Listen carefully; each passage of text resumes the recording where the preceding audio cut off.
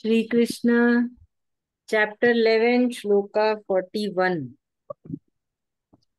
तो ये यहाँ पे अब अर्जुन माफी मांग रहे हैं, है ना। क्योंकि वो बोल रहे हैं कि मैं तो नहीं जानता था आप भगवान हो।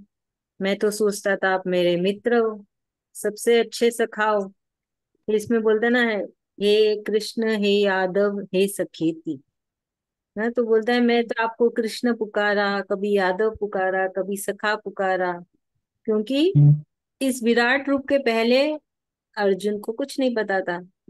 तब उसको एहसास हो रहा है कि अरे मैं तो भगवान को न जाने क्या क्या बोल दिया था। तो वो बोल रहा है कि मुझे माफ कर दो, मैंने न जाने आपको क्या क्या कह दिया।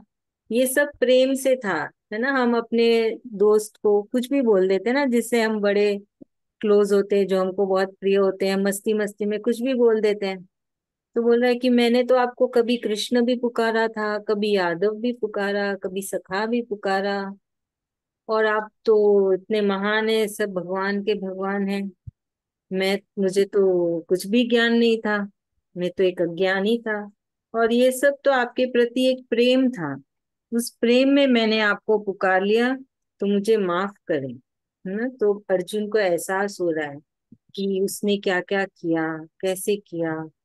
तो हम भी जब ये श्लोका की चैंटिंग कर रहे हैं, तो हम भी कृष्ण भगवान जी से माफी मांगते हैं कि कभी भूल चूक में हमसे गलती हो गई हो, तो हमें माफ कर देना।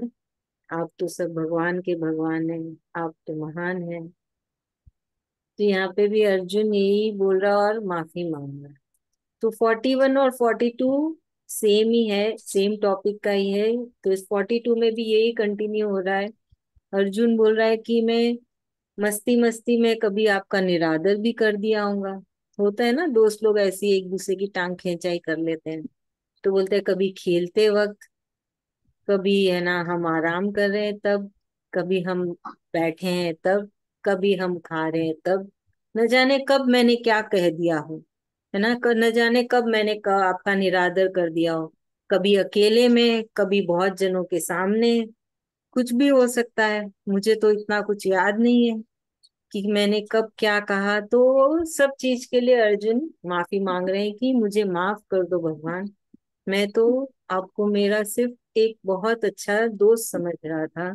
और कब तो है ना, ये बोल रहे कि हर हर एक पल में कभी भी मैंने आपका निरादर किया हो, कभी भी मैंने कुछ गलत कह दिया हो, तो उसके लिए मुझे माफी दे दे।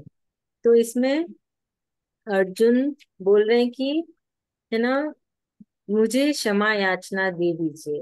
है ना। तो वो बहुत मतलब है ना, ऐसे हाथ जोड़ के पूरे है ना घुटनों में आके बोल रहे हैं कि मुझे क्षमा कर दीजिए। न जाने कब, कहाँ, कैसे, है ना, किसी के सामने अकेले मैंने कब आपका क्या निरादर कर दिया हो, कुछ बोल दिया हो।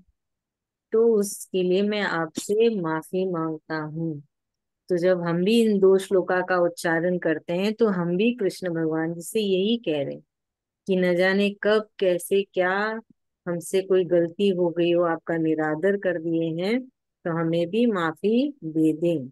ना अपन कभी भी गुस्से में बोल देते ना, गुस्से में भगवान जी पे नाराजगी उतरती है जब ज्यादा लोग भगवान का नाम लेते हैं। तो उसके लिए भी माफी मांग हो जाएगी, है ना। कभी कभी मस्ती में भी कुछ बोल देते हैं, हमको नहीं पता होता है हम क्या कर रहे हैं। तो बस इसलिए कहा जाता है कि चैप्टर 11 का 36 से 46 बेस्ट प्रेयर है। इसमें सब कुछ आ जाता है ना। देखिए अभी माफी भी आ गई, है ना। ये दो श्लोका माफी की भी हो गई। उसके पहले हमने भगवान की स्तुति भी कर दी, उनका गुणगान भी कर लिया। तो वैसे, है ना। तो बड़ा ही अच्छा श्लोका है। और देखिए अर्जुन को ये एहसास भी हो रहा है ना, उसको ज्ञात भी हो रहा है कि अच्छा मैंने कुछ कहा भी होगा ना। मैं तो अब तक दोस्त था, ये तो बहुत बड़े भगवान निकले हैं, है ना। तो उसका देखिए प्रेजेंस ऑफ माइंड, है ना, कि उसने ये समझा भी कि हाँ कुछ मैंने किया हो तो माफी भी मांग ले चलो। क्योंकि भगवान तो साक्षात खड़े हैं सामने, तो भगवान तो बड़े दयालु है, माफ भी कर देंगे। माफी मांगने से माफी मिलेगी। अगर आप माफी मांगेंगे ही नहीं तो माफी कैसे मिलेगी, है कि नहीं। तो इसलिए कभी भी कुछ भी गलती होती है ना, माफी मांग लेनी चाहिए। और अपने से छोटों को भी समझाना चाहिए कि गलती होना बहुत स्वाभाविक है। माफी मांग लिया करो, कुछ नहीं होना है, माफी मिल जाएगी। माफी नहीं मांगते तो अंदर ही रह जाती है। जो चीज अंदर रह जाती है, बातें फिर वो अंदर ही अंदर घुटने लगती है ना। तो इसलिए निकाल देना चाहिए। अभी अगर हम गीता में देखेंगे, अर्जुन, है ना, देखेंगे तो अर्जुन के जो भी मन में हो तुरंत बोल दे रहा है। क्या अर्जुन रख रहा है मन में? नहीं रखा है। जो सवाल आया पूछ लिया, जो मन में विचार आया बोल दिया। वैसे ही होना चाहिए। जो मन में है, जिसके लिए, उसको बोल दे। सोचना नहीं, किंतु परंतु नहीं। बोलने से ही बात बनती है ना। तो यहाँ पे भी हम देख रहे हैं, उसको एहसास हो रहा है कि मैंने कुछ किया होगा गलती। उसके लिए माफी भी मांग ली। पीछे हमने देखा था उसके मन में कैसे कैसे विचार आ रहे थे, सवाल आ रहे थे, सब कुछ बोल दे रहा था। सोच भी नहीं रहा था कि मेरे सामने भगवान खड़े हैं। सब भगवान के भगवान है। नहीं, जो है मन में बोल दिया तो मन हल्का रहता है ना।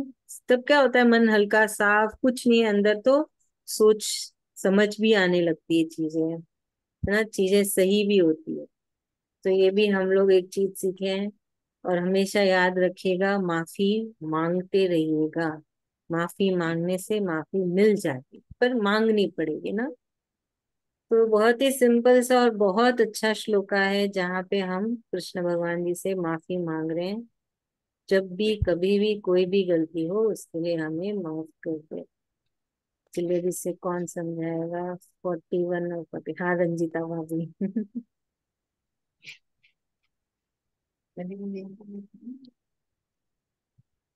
जय श्री कृष्ण।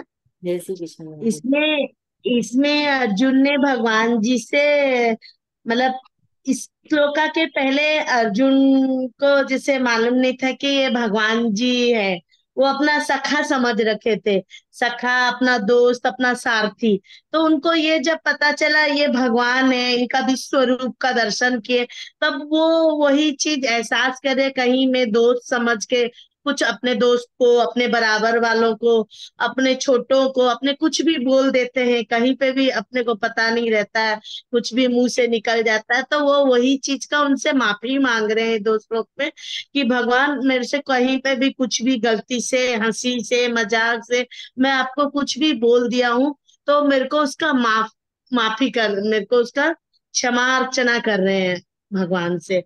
तो इससे हमको यही शिक्षा है, कोई भी कार्य हम लोग करते हैं, कहीं हम लोग कहीं कुछ बोलते हैं, कहीं अनजान में कुछ कर देते हैं, जो गलती हो जाती है हमको उसका एहसास भी नहीं होता है। और तो इसीलिए हरदम अपना मन में क्षमा अर्चना, छोटों को भी यही सिखाना चाहिए। भूल से यदि कुछ हो गया, तुमको कोई बोल रहा है ये तुम्हारा गलती है, तो भूल मांग लो, गलती मांग लो, तो उससे तुम्हारी गलती माफ हो जाती है। तुमको माफी का, तुमको यदि हम माफी जब तक नहीं मांगते तब तक हमको वो चीज नहीं मिलती है, तो वो हमारा दोस्त बना हुआ रहता है। जब हम माफी मांग लेते हैं तो दोस्त से निवृत्त हो जाते हैं हम लोग। सही बात तो है। हरदम अपना अंदर में क्षमा अर्चना का, भगवान के सामने तो हरदम ये अर्चना रहना चाहिए। कहीं गलती से, भूल से, हम आभोज से आके, कोई टेंशन में आके कहीं कभी कुछ गलत बोल दिए हैं, तो भगवान हमें माफ कर देना। बहुत अच्छे, एकदम सही। तो हमें याद रखना है कि माफी मांगते रहें, है ना। जब भी याद आए तभी माफी मांग लो। उसका कोई समय नहीं होता है कि हम कुछ गलती करें तब मांगे। हमको नहीं पता है हमने क्या किया।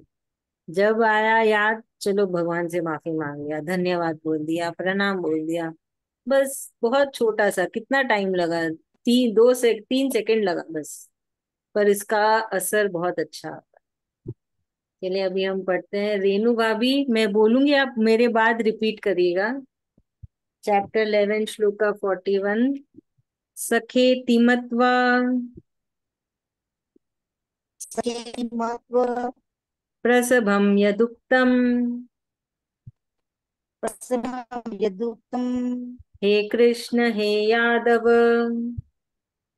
हे कृष्ण हे यादव, हे सखेति हे सखेति अजानता अजानता महिमानं तवेदं महिमानं तवेदं मया प्रमादात् मया प्रमादात् प्रणयेन वापि। प्रणयेन वापि। श्लोक 42। यच्चावः सार्थ यच्चावासार्थ मसत्कृतोऽसि नमस्कृतोऽसि विहारशय्या विहारशय्या सनभोजनेषु वनभोजनेषु एकोऽथवाप्यच्युत एकोऽथवाप्यच्युत तत्समक्षम् तत्समक्षं तत्क्षामये। तत्क्षामये। त्वामहम प्रमेयम्। त्वामहं प्रमेयम्। Thank you. तो आज की जो हमने सीखी है वो हमें याद रखना है हमेशा, है ना, कि हमें बार बार कृष्ण भगवान जी से माफी मांगनी है, उन्हें धन्यवाद कहना है और उनको प्रणाम कहना है ना। यहाँ पे भी अर्जुन देखिए झुक के प्रणाम करके बोल रहे हैं कि मुझे माफ कर दीजिए। वो मांग रहे हैं, है ना, मांग रहे हैं कि वो बोल रहे हैं मैं आपसे मांग रहा हूँ कि मुझे माफ कर दें। तो वैसे ही हमको भी कृष्ण भगवान जी से माफी मांगते रहनी है, तो माफी मिलती रहेगी और हमारे कर्म कटते जाएंगे और फिर हमको कृष्ण भगवान जी मिल जाएंगे इस शरीर में ही। जरूरी नहीं है शरीर के बाद मिलें, शरीर में भी मिलते हैं कृष्ण। बस वो ऐसे भाव होने चाहिए।